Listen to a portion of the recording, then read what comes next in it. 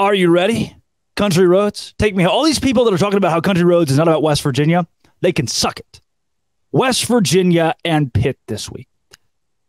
I don't think Pitt is going to win this football game.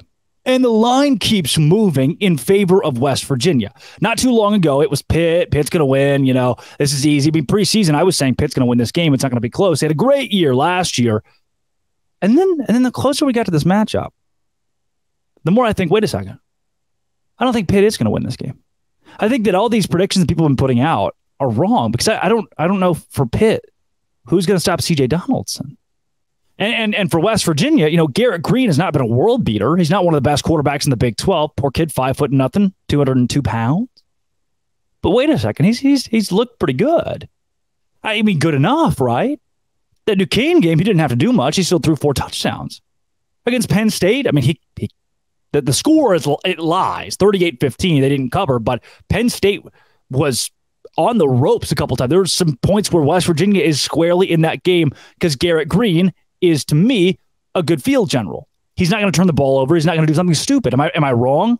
Sure, he's made a few passes where he's thrown short or he's airmailed, and his receivers have dropped a few balls. I'm not going to say by any means this West Virginia team is dominant or elite. I don't think they are. I still think they're going to fire the coach. But the running game has proven to be maybe the best of the Big 12, 225 yards per game. Now, again, you played Duquesne. That helped you a lot, right? But there's also that game at Penn State in a whiteout at night where the score lies. The score lies. I love what C.J. Donaldson did. I love who C.J. Donaldson is. And like I mentioned, you know, Garrett Green is what I'm going to use the word serviceable as a quarterback, but above average as a runner. He gets outside of the pocket and creates.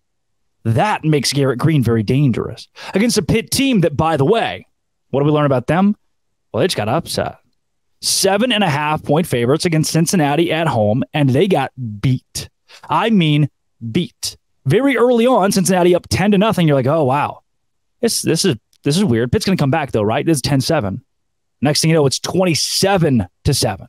Then it gets hairy at the end of the game, and it looks like Cincinnati is going to give this game away with 11 minutes to go. They're only up by 6. Pitt's got plenty of time to come back. And what did Cincinnati do? They shut the door. They shut the door. That's why I think West Virginia, with the offensive line that it has, that has been good, with a mobile quarterback like Garrett Green, with C.J. Donaldson running the football against a Pitt team that just got upset at home, and now they got to travel on the road, West Virginia has the upper hand. I don't like Neil Brown. You guys know that, right? Also, ESPN has this game at a 65% chance of a Pitt victory. But I'm not about that. Hayden Clement? I've heard it pronounced both ways. Clement.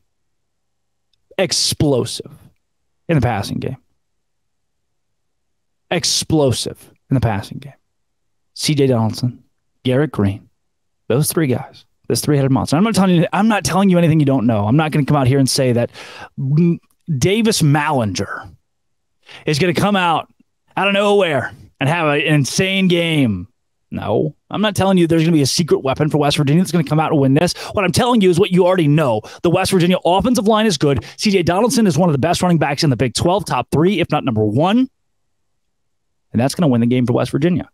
Do I think this team has enough wide receiver talent to compete down the road in the Big 12? That's the big question for me. Do I think Garrett Green's a good enough quarterback to compete for the Big 12 down the road? That's still a big question mark for me.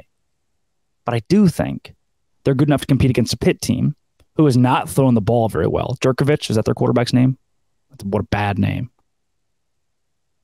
I don't think that, I'm not scared. He is 27 for 50, my notes, 27 for 55.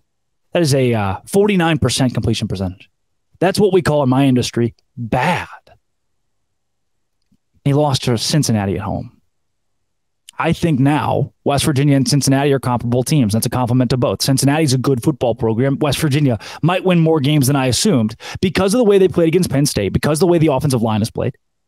The win against Duquesne, how much do I read in that, right? What do we, it's Duquesne, right? What are we doing? But I think West Virginia gets it done. Also, the ACC is falling apart. This is going to be a Big 12 matchup pretty soon. It's going to be one of the best rivalries in the Big 12 as well. I think so. The ACC is falling apart. They're taking those other teams at a discount.